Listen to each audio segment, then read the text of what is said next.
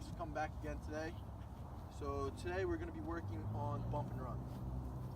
So the reason I have you guys sit up all the way over here and the flag all the way on the other side of the green is that way we can actually work on the bump and run and see where the ball is rolling out and then how to play each shot. So for this particular shot, you want to use either like an 8-iron, a 7-iron, and then like a hybrid or a 3-wood, depending on whatever you're comfortable with. The reason you don't want to use a wedge is because when you get to these tight lies where they call it a tight lie with the green and the grass is all that, like just short, you don't want to use this because it's easier to chunk it or blade it across the green. So it's easier to hit down on it and the ball would only roll out a couple feet, or you can blade it and it would go all the way across the green into the other rough, and then you have a harder shot that way. So we don't want to use that. We would want to use a 7-iron and then use a putting stroke. So what we talked about on the putting green with the train track straight back and forward, you kind of want to use the same mentality here. So the reason you want to use this is to keep it low to the ground so that way it'll roll out. So, and I also like to grip it lower to try to control what the club is doing rather than being here and it goes all over. You want to have it lower. So I have my hand down on the bottom of the grip and then my hand almost on the shaft. So that way you have a lot more control over the shot that you're actually hitting. All right. So you're going to use the putting stroke. So that way it kind of rolls out to where you're going. A lot of people also like to use, I see you have a hybrid there. I like to use my 3-wood as well. It's the same exact thing with the same grip all the way down and then the same putting stroke that you use. All right. You guys have any questions? No, it's pretty good. All right, so I have some stations set up for you here. We're going to go ahead and practice the bump and runs.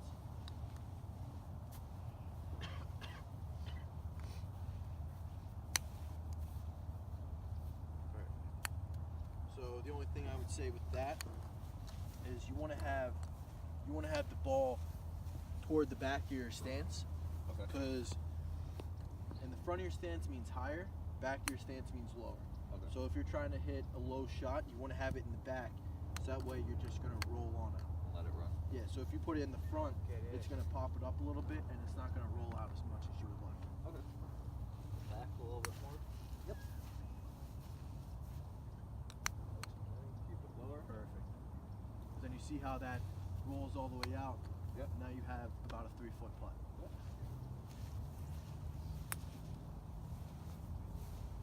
Perfect. I like how you're using the hybrid.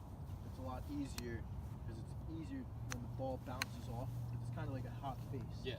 So you're literally just going like this and the ball's just going to take off. It's a lot easier and represents the putter a lot more, I believe.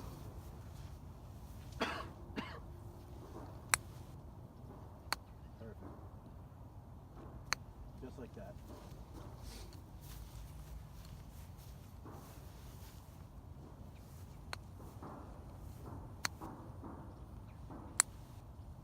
That's a good shot. Thank you. And, She says 7-iron's good. yeah, the 7-iron, 8-iron, 6-irons. This is just a lower iron. Yeah, just you want to use a lower lofted iron rather than like a pitching wedge or yeah. a wedge to pop it up. That makes sense.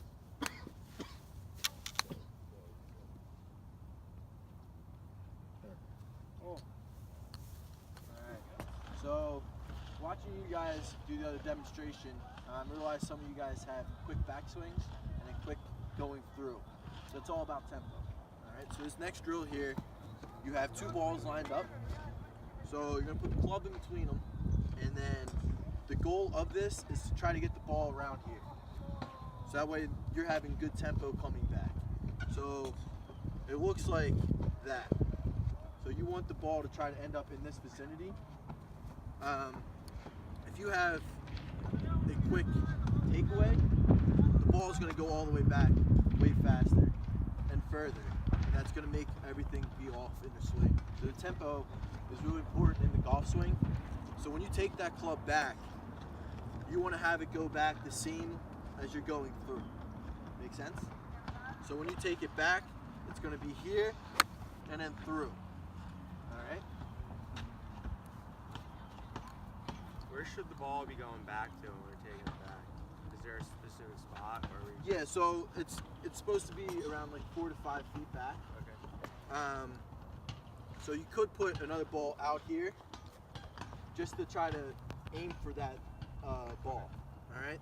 So when you're taking that back and you're here, see how that ball is in the same area? Then you could follow all the way through. All right? But if you're taking it all the way back and it's going all the way to you guys, it means it's way too quick and you need to slow it down. Makes sense. All right? Also, if you're taking it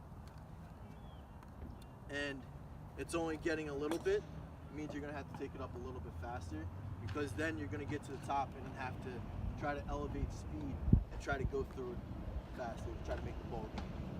All right? So I'm going to have you guys kind of get in this area and